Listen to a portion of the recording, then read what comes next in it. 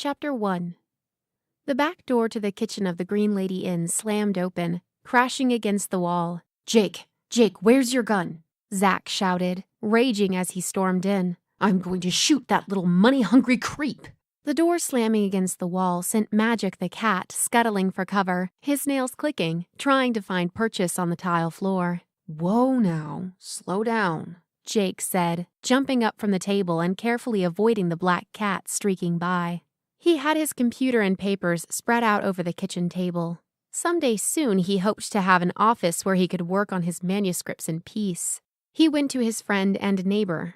Zach was pacing from one end of the kitchen to the other. Jake grabbed him by the shoulders to slow him down.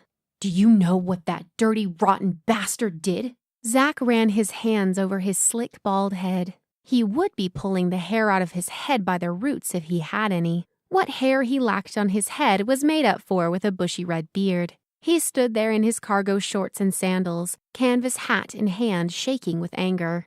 Only a blizzard could make him change his customary attire. "Slow down and talk to me. Which bastard are you talking about?"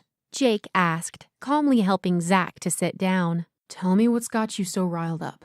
He poured 2 cups of coffee, and since it was late in the day, he splashed a bit of Jameson's Irish whiskey in too. "Prendergast. That's what's happened. He rented out that space next to my gallery to someone else. He knew I wanted to expand the gallery, and in another month or 2, I would have been able to afford to buy the space outright." Zach took a long pull on his coffee, raised his eyebrows, and, holding up his cup, nodded his thanks to Jake. "There's a printing outfit moving in next door. Prendergast didn't even have the decency to tell me he was renting it out. He should have come to me, and I might have been able to move up my timeline. Please let me borrow that big, shiny Glock of yours." Zach took another drink of his laced coffee. This is good," he said, calming down a bit, his skinny knees pumping with nervous energy under the table. "I can't let you have my gun knowing your intent is to kill Prendergast. He's a pain in everyone's butt, and I understand what you're feeling. But he's also the busiest retailer in Salem. His job is to rent out property for his clients." "I realize that, but he's so underhanded and only interested in lining his own pockets." "We must be talking about the toad, Prendergast," Megan said, breezing into the kitchen loaded down with bags of groceries. Jake stood and helped her place them on the counter. They had given Prendergast the nickname of Toad because of his obnoxious behavior. "How's Elizabeth?" Megan asked. Her young daughter was now 6 months old. "Sleeping peacefully. I'm surprised she didn't wake up. Zach's arrival managed to scare the hell out of Magic and sent him scurrying to Elizabeth's room. I haven't seen that cat move so fast in quite a while," Jake answered, chuckling. "He's probably back to standing guard." Their black cat had taken to protecting Elizabeth by choosing a vantage point on top of a tall dresser to watch over his charge. "So, what's our favorite villain done this time?" Megan asked, taking off her coat and placing it over one of the chairs. She listened while unpacking the groceries and putting them away. "He's only gone and rented out the space next door that I was going to buy. Jake won't let me borrow his gun to shoot the devious penguin," Zach said. The realtor was very short and very round, and reminded them of Danny DeVito when he played the penguin in the Batman movie. The first time Megan saw him standing at her door, she had to run into the kitchen to avoid laughing in his face. Pouring a cup of coffee for herself, Megan remembered all the trouble Prendergast had caused last year when he had advertised the Green Lady Inn on the About Salem website before they were officially open. The unexpected guests had booked off the website and set off a chain of disturbing events. These events led to finding out that one of the guests, Albert Sinclair Montague, was a distant relative and was also an investigator from Scotland Yard who was chasing a couple of art thieves. The art thieves happened to be guests at the inn at the same time. While they were there, they had stolen a valuable painting from the Longstreet Gallery, owned by Zach and Amanda, killing one of the guards in the process. Megan took down the cookie tin and placed it on the table. It stayed full longer since Zach's wife, Amanda, had given birth to their son last year. "I have an idea," Megan said, opening the cookie tin and taking out her favorite chocolate one. "Why don't we find out more about who is renting the space next to the gallery? We can also find out who owns the space. It might be the same person you originally bought the gallery space from, or someone else." If that printing shop fails or loses the lease somehow, you could approach the owner directly and bypass Prendergast altogether. That's my girl, always one step ahead, Jake said, raising his cup to toast Megan. I have a funny idea that you two have more in those cups than just coffee, Megan guessed. Right you are, my darling. Care for a splash? Jake asked her, raising the bottle of Jamison's. Maybe later, she said. Speaking of our Mr. Montague, I haven't seen much of him lately, Megan said. He pops in now and then. He spends most of his off-duty time with Lydia. I have an idea that we might be losing our long-term lodger in the not-too-distant future, Jake said, smiling. Lydia had met Albert Sinclair Montague while helping out the inn in those first few hectic weeks. Lydia now worked part-time at the inn during the week, and her daughter Emily covered the weekends. The soft cry of an infant drifted in. Looks like our little princess is up. I'll go. You stay and talk Zach out of killing Prendergast. Don't you even think about giving him your gun, she cautioned. You can put the rest of the groceries away while you talk. I can have dinner ready in about an hour, Megan said, walking down the short hallway to Elizabeth's room. The nursery had been converted from Jake's office last fall when Elizabeth had arrived. They were thinking about putting an addition on the back of the house soon. Jake's last book was another New York Times bestseller and had paid for the renovations to the kitchen and the office. His agent was nagging him to finish his next one while his name was still high on the list. Who's Mama's little angel? Megan cooed to her baby, lifting her out of the pretty white crib. My, don't we have some wet diapers? She placed the infant on the changing table and proceeded to change her out of her wet diaper into a new clean outfit. Magic supervised intently from the top of the dresser, green eyes glinting, swishing her silky black tail, watching to be sure that Megan was doing things correctly. After Elizabeth was all clean and tidy again, Megan took her to the kitchen for her supper of strained peas, chicken, and for dessert, some lovely strained peaches. Here, let me take her, Jake said, reaching for his daughter. Hi, sleepyhead. Don't you smell good? Nuzzling her neck, he inhaled the sweet smell of baby powder. Elizabeth smiled and giggled loudly. I'm going back home to Amanda and Christopher, Zach said. I'll have to listen to Amanda rant when she finds out what Prendergast has done. Walking out the door, he called back. Sure I can't borrow your Glock? No way, Jake chuckled. Worth a try, Zach said, slapping his battered hat on his head and making his way out the door across the yard to his house next door. Megan heated up the baby's dinner, carefully checking the temperature. Jake placed the baby safely in her high chair, snapping a bib decorated with a cocky yellow duck on it around her neck. Elizabeth babbled happily in her baby talk. She pointed and jabbered to Megan. Not to be ignored, Magic meowed for his supper while rubbing and winding around Megan's feet. Wait your turn, she scolded the pesky cat. Looks like they're both trying to hurry you along. Jake smiled at his daughter. She's got a good appetite. Magic is just annoying, Megan said. She turned a kitchen chair around to face the high chair. Blowing on each spoonful, checking to make sure it wasn't too hot, she fed her angel.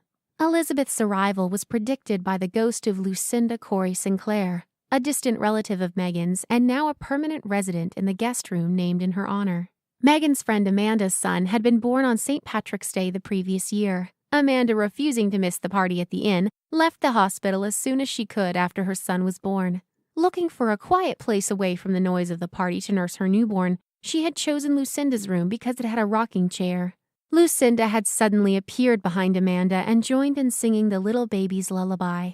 When Megan went upstairs to check on her friend, she walked down the hallway listening to the singing of the unexpected duet. Megan walked in to a strange sight. Lucinda was standing behind Amanda as she was rocking her baby. Lucinda looked from Amanda to Megan and simply said, "When the leaves fly." Elizabeth Sinclair Durant was born the following October, in the middle of a fall gale with the rain and wind whipping the leaves from the trees. Lucinda's prophecy was more accurate than Megan's pregnancy tests. When Elizabeth finished her dinner, Megan took her dish to the sink and prepared a bottle of milk. "What can we do about Prendergast?" she asked. I think we need Emily Cooper to do a bit of snooping on the internet. Maybe she can find out who owns the property. We can't come right out and ask Prendergast. We need to do an end run on him, Jake suggested. I've got to keep trying to finish this book before my agent gets cranky. I think you're right. Megan agreed. Emily is coming to work tomorrow morning, and I'll ask her to find out what she can find online in public records. If she can't do it, maybe her boyfriend Jeff can do it. If all else fails, we can ask Bert to use his connection at the police department. So long as Detective Yarborough doesn't find out who is asking, Jake said, since the Green Lady Inn's owners were not the detective's favorite people. Megan lifted Elizabeth from her high chair, picked up the bottle of milk, and headed to the Green Lady's main sitting room. She had only 2 guests, a couple of gentlemen from Chicago. They were here to set up a new business. Since they had arrived only yesterday, Megan and Jake didn't have a lot of information on the 2 men. They had registered as Mr. John Fairfax and Mr. Richard Powell. When they arrived, Megan felt an itch under her claddagh ring. She hadn't mentioned it to anyone yet, as her feelings usually led to trouble arriving on her doorstep. Settling into a comfy chair, she cuddled Elizabeth and gave her the bottle. She crooned a lullaby and was lost in her thoughts. What in heaven's name is Prendergast up to this time? She wondered. Do you mind if we join you? Mr. Fairfax asked from the doorway. No, not at all. Please come in. Megan offered politely, inviting the 2 men in. Seating himself on the couch, Mr. Fairfax thanked her. Mr. Powell sat on the other end. Until they got the addition added on to the back of the house, they would have to share the front sitting room with their guests. We don't want to disturb you. I'd like to relax with a little television before we head up to our rooms. I like the police shows. You can learn a lot from them, said Fairfax. He was tall and carried a bit of weight around his middle. He had a strong Midwest accent. Megan thought he might be in his mid to late 40s. I like them too. My husband is a mystery writer and sometimes gets an idea from watching these shows. Megan put the bottle down and placed Elizabeth on her shoulder, nuzzling her neck. The baby let out with a loud burp. Megan laughed and said, Wow, that was a good one, Elizabeth. Cute kid, Mr. Powell commented. He was the quieter of the 2, shorter by a few inches than his friend, slim and older. Megan put his age at 50 or so. Do you have children? She asked Mr. Powell. Yes, I have a boy, 7, and a girl, 9. They're back in Chicago. Are you finding your way around Salem? Yes. Now that we have the space for the shop, we'll be up and running in no time, Mr. Fairfax informed her. Oh, right, a new business in town. How exciting for you. What kind of store will it be? We're opening a printing shop. We'll be printing business cards, posters, that sort of thing. Oh, shit, she thought as she started to twist her ring around on her finger. Zach is not going to believe this. Just to be sure, she asked, Where is your shop located? The Green Lady might need some printing done sometimes. We're downtown, right next to that art gallery. He turned to Mr. Powell. What's the name of that art gallery next door to us? It's the Longstreet Gallery, Mr. Powell answered and went back to the channel guide. He was channel surfing, trying to figure out the stations. Well, I'll leave you to your show and take Elizabeth for her bath. If you would like any breakfast or need anything, please ask. Megan hurried out of the room and down to the kitchen to find Jake. He was sitting at the kitchen table typing away on his computer. What's up? You're twisting your ring again. He stood up and took the baby from her. Sit down and tell me what's wrong. He put the child in her swing and turned the crank to set it swinging. London Bridge is falling down tinkled away as the swing moved back and forth. Magic lay down under the swing, his eyes intently following the movement, tail swishing. The 2 guests from yesterday? She said, playing with the salt and pepper pots on the table. They're the ones that rented the space Zach wanted for the gallery. What am I going to tell him and Amanda? Call and talk to them in the morning. We can't do anything tonight, Jake suggested. You didn't know before you rented them the rooms. It's all that darn Prendergast's fault. Maybe I should have let Zach have the gun. I'm pretty sure the city of Salem would throw us a parade. Might even give us the keys to the city, Megan quipped. I think you're right, he said. Leaning over, she talked to Elizabeth. How would you like to play in the tub with your boats for a bit? Elizabeth let loose a stream of gibberish. That's exactly what I thought. Maybe we can go to the park tomorrow with Christopher and Amanda. Would you like that? Megan picked up her baby and carried on the conversation as she walked back to give her a bath. In no time, Megan was ready to tuck Elizabeth in for the night. Jake and Megan took turns reading a short story to Elizabeth every night. They both hoped she would enjoy books and reading as much as they did.